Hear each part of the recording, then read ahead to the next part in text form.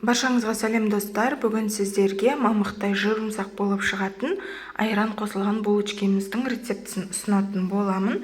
Бұл булочки өте жұмсақ, нәзік болып шығады. Балалардың мектепке алып кетуіне өте ыңғайлы және дәмді. Алдыменен бізге жылы су қажет болады. 4 ас қасық көлемінде шекерімізді салып, жақсылап араластырамыз. Енді осының үстіне 1 ас қасықты толтырмай ашытқымызды қосамыз. Онда жақсылап араластырып алатын боламыз. Енді бізге бөлме температурасында айран қажет. Осындай жылы күйінде 1 кесе сұйық майымызды құямыз. Шекерімізді саламыз. 6 ас қасық салсаңыздар болады, және 2 жұмыртқа қосып, барлығын жақсылап араластырамыз.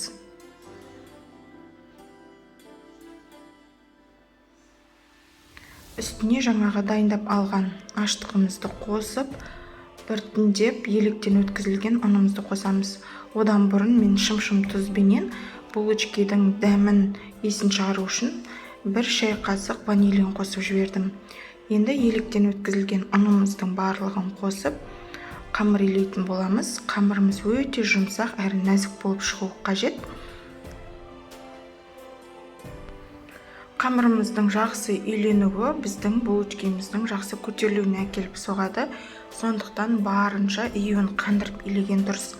Және де дайын болды деген сәтте қолыңызға сұйық май құйып, тағы да 1-2 илеп алсаңыз, сіздің қолыңызға жабыспайтын қамыр дайын болады. Осы дайын болған қамырды енді 2 сағат көлемінде ашытатын боламыз. Жылы жерде орап қойып.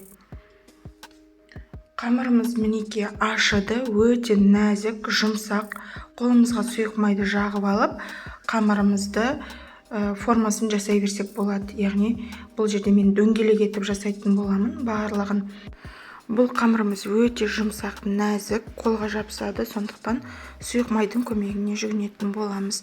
Осындай кішкентай зуалақ жасап алатын боламын. Көріп тұрғандарыңыздай формамызға біртіндеп жинай бастаймыз. Бұл булочкаларды 20 минут көтерілуге қойып қоятын боламыз. Қалғандарында дәл осы реттілікті сақтай отырып, дөңгелетіп аламыз. Мінеке бетін пищевой пленкамен жауып қойдым. Енді 20 минут күтеміз. Мен қалған бөліктерінде формаға салып дайындай беретін боламын. Енді біз бетіне себетін посыпка деп айтамыз ғой, сеппені дайындаймыз. Ол үшін көз мөлшермен осындай сармайды алдым да 2 ас қасық көлемінде шекерімізді қосып, аздаған ұн қосып, посыпка жасаймыз, яғни бетіне себетін сеппемізді. Кәдімгі біздің үгітілмелі қамырымыз секілді осындай жаңағы сеппе дайын болады. Бұны булочканың бетіне себетін боламыз. Сондай дәмді болып шығады. Осындай болып шығу керек.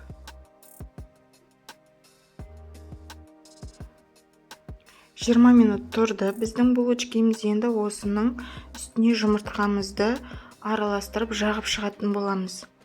Мен ағы мен сарысын араластырамын бірге, себебі сарысын пайдалансаңыздар өте қызарып кетеді. Енді сеппемізді осылай үстіне сеуіп шығамыз. Мен молынан болғанын жақсы көремін, сондықтан аямай себемін. Қызып тұрған пеште пісіріп алатын боламыз. Міне біздің алғашқы булочкамыз дайын болды. Иісі керемет болып шығады. Сондай дәмді. Екінші бөлігінде осылай дайындап қойдым, оны да пісіріп алатын боламыз. Сонымен достар, біздің булочкамыздың барлығын пісіріп алдым. Жұмсақ, өте нәзік болып шығады. Үлпілдеген ауызда еритін булочка. Бұны мектепке балаларыңызға қосымша салып жіберсеңіздер де болады. Астарыңыз дәмді болсын.